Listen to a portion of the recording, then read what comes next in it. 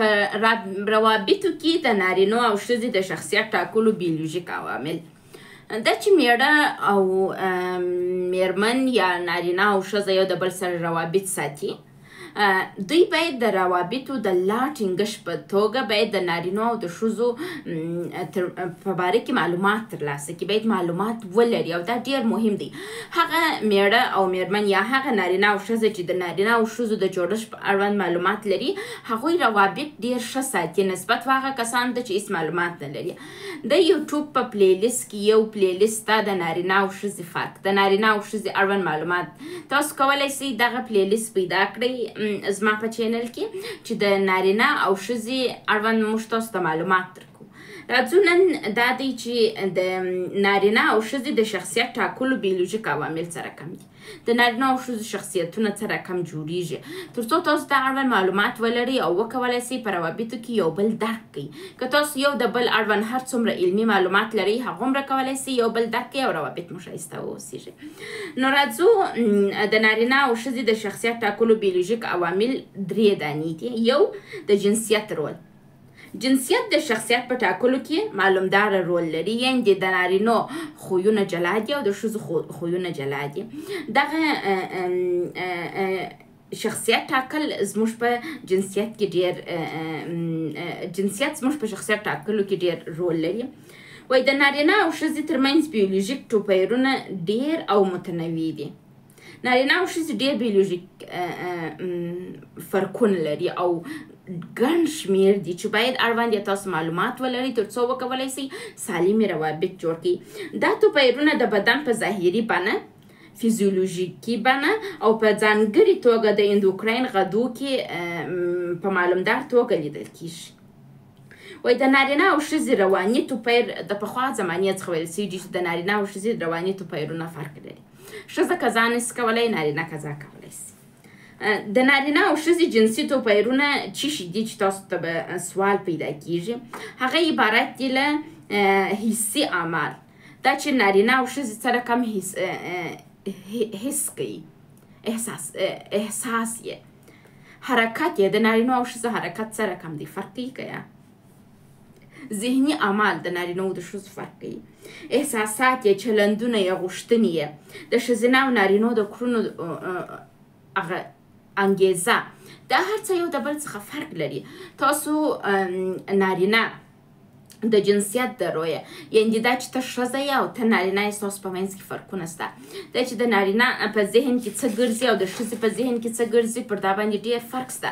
که تاسو میړه او ماینه واده کوئ او یو د بل اړوند هېڅ معلومات نه لرئ، تاسو یو د بل څخه مو توقعات ډېر وي. ښځه د نارینه څخه هغه توقع لري کوم چې ښځه د نارینه یې د ښځې څخه کوي، یعنې یو رقم مکس حالت منځته راځي، ګډوډي منځته راځي چې تاسو یو د بل سره معلومات ونه لرئ. دوهم چې دی د بیولوژیک بلوغ رول دی، د نارینه او ښځې په شخصیت جوړولو کې د بیولوژیک بلوغ رول هم ډېر مهم دی. وایي هر شخص د شخصیت جوړښت د عمر سره تغییر کوي، یعنې تاسو چې هر څومره غټېږئ هغومره مو شخصیت بدلون کوي. وایي دا بدلون د بدن جوړښتونو، اندوکراین سیستم او عصبي سیستم د ترکیب لخوا اغېزمن کیږي. وایي نو د بیولوژیک بلوغت لخوا ډېر اغېزمن دي د انسان شخصیت. هغه څه دي؟ وایي لکه وایي کله چې موږ هلک و نجلۍ کشران یي، دوی ډېر تابع یي د مور د پلار، نجلۍ د مور تابع او هلک د پلار تابع. او که دوی مثلا یو پلار نه لري یا یو مور نه لري، بیا خپل د مور یا د پلار تابع. خو کله چې په دوی کې د سپرم تولید راغلی په نارینو کې، نو دوی ته چې دوی بلوغ ته رسېږي د نارینه کې سپرم تولیدېږي او په ښځه کې حیض راځي. نو دغه جنسي بلوغ یعنې د ماشومتوب دوله موږ پرېږدو او د نوې ځوانۍ مرحلې ته راځو. په دغه وخت کې وایي نجونې چې کله حیض ته ورسېږي، نافرماني احساسونه ورته راځي، بېزارۍ ورته راځي د کورنۍ او د مور څخه سرکشي کوي. او نارینو ته بیا جدیت پیدا کېږي، نافرماني او ډول پکښې پیدا کېږي، شخصیت پکښې جوړیږي او د پلار څخه نافرماني کوي، چې دا د دوی دغه بیولوژیکي د شخصیت جوړولو عوامل دي چې دلته موږ باید دا اړوند معلومات ولرو.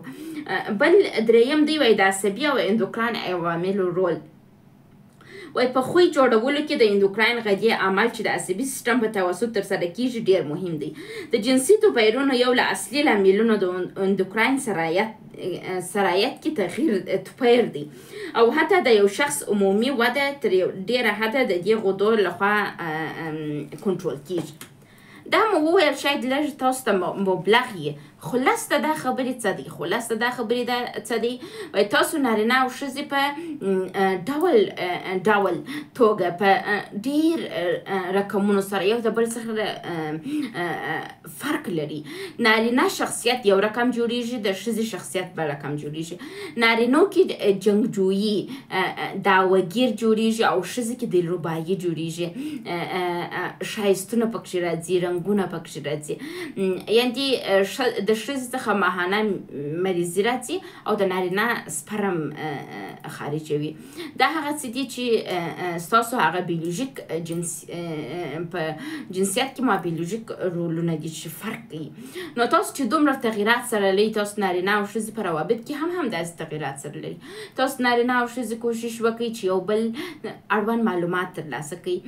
دغه د نارینه او ښځې د توپیرونو یا د فرقونو یا د نارینه او ښځې دغه تغییرات چې موږ تاسو ته تشریح کوو دغه پلیلیست تعقیب کړئ او وایه وړئ چې د نارینه او ښځو ژوند فرق سره لري، د دوی جوړښت فرق لري، بدن یې فرق لري.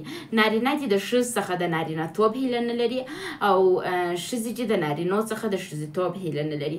تاسو کوشش وکړئ خپل په مابینځو کې تفاهم سره وکړئ، یو ځایوالی راولئ او یو بل ته کار وکړئ، نه دا چې یو بل وځوروئ. او ډیر مهمه مسئله په فرقو کې دا ده چې تاسو ښځه ښځېتوب وکړئ او نارینه نارینه‌توب وکړئ. ګورئ ښځه و نوازش ته ضرورت لري و مینې ته ضرورت لري. ښځه چې د ورځې په جریان کې دا کوم کارونه کوي، د کور کار، اولادو ته رسیدګي یا مثلا د باندې کار کوي، دا په دوی کې د نارینو هورمونونه ډیروي او دا چې نارینه بیا بیرته و دې ته ناز ورکړي، په غېږ کې ونیسي، بیرته د نارینه‌توب هغه خویونه د دې د وجود څخه ځي، د ښځینه خویونه ورته راځي. نو تاسو نارینه همیشه کوشش وکړئ چې خپل ښځې نوازش کړئ او په دې تاسو ښځې او نارینه دواړه پوه شئ چې تاسو حتی 100% نارینه او ښځې یو د بل څخه فرق لري. نو کوشش وکړئ یو بل درک کړئ او ژوند په مینه وکړئ او د زده کړې په حالت کې واوسېږئ د روابطو. نو بیا تاسو کولی شئ چې ښه ژوند ولرئ او که زده کړه نه کوئ نو روابط به مو معلومات به مو کم وي او ستاسو روابط به د غمونو سره مخ وي. مننه.